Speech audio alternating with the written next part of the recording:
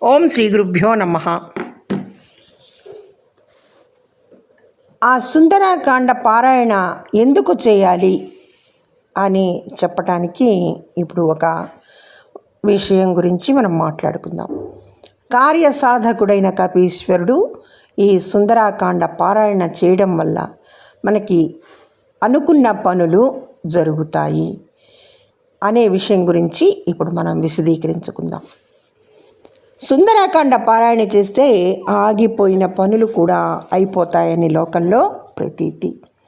అలా పారాయణ చేసినంతలో ఏదో హనుమత్ శక్తి కిందికి వచ్చి మన పనులన్నీ చేసి పెట్టేస్తుందని కాదు. సుందరాకాండ మొత్తం సావకాశంగా సావధానంగా చదివితే కార్య సాధనలో ఎదురయ్యే ఆటంకాలు ఎన్ని రకాలుగా ఉంటాయో వాటిని ఏ రకంగా తొలగించుకోవాలో అవగాహన చేసుకుంటారని పెద్దల ఉద్దేశం. ఏ విషయాన్నైనా అవగాహన చేసుకొని వాటిని మన జీవితానికి అన్వయం చేసుకుని ఆచరణలో పెడితే కానీ పని ఉంటుందా అంటే, ఆచరణలో పెడితే కాని పని ఉంటుందా అంటే, హనుమంతుడు సముద్ర లంఘనం చేస్తుంటే 3 రకాల ఆటంకాలు ఏర్పడ్డాయి.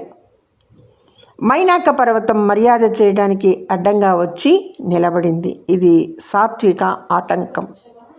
తర్వాత సురస అనే రాక్షసి ఆకాశ మార్గానికి అడ్డంగా వచ్చి తన నోట్లో ప్రవేశించకుండా ఏ ప్రాణి ముందుకు వెళ్ళలేదని పంతం పట్టింది, ఇది రాజసాటంకం. ఇంకపోతే ఆ తర్వాత సింహిక అనే ఛాయాగ్రాహిణి మాటామంతి లేకుండా కిందికి లాగేయడం మొదలుపెట్టింది, ఇది తామసాటంకం. కార్యసాధకుడైన హనుమంతుడు ఈ 3 ఆటంకాలని 3 రకాలుగా ఎదుర్కొన్నాడు. మరి మైనాకుడు మర్యాదలు చేయడం కోసం అడ్డుపడ్డాడు కాబట్టి అతనితో మర్యాదగానే మాట్లాడి తిరిగి వచ్చేటప్పుడు ఆగుతానని చెప్పి దాటి వెళ్ళిపోయాడు. సురస ఆంజనేయుడిని మింగేద్దామని నోరు తెరిచింది. స్వామి దాంతో పోటీపడి దానికి రెట్టింపు స్థాయిలో శరీరం పెంచాడు. కొంతసేపు అయ్యాక సమయం వృధా అవుతోందని గమనించి అతి సూక్ష్మ శరీరంతో దాంట్లోంచి బయటపడ్డాడు. ఇక రాజసాటంకాల నుండి బయటపడే ఉపాయం అదన్నమాట.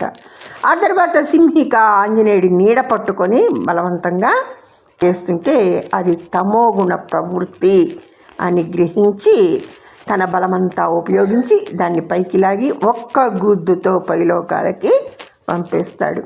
అంటే తమో గుణానికి దండనతో బదులు చెప్పాడన్నమాట.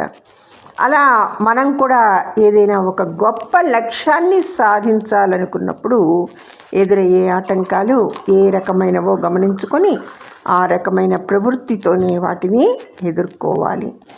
కొన్నింటిని మర్యాదగానే పక్కకి తొలగించాలి.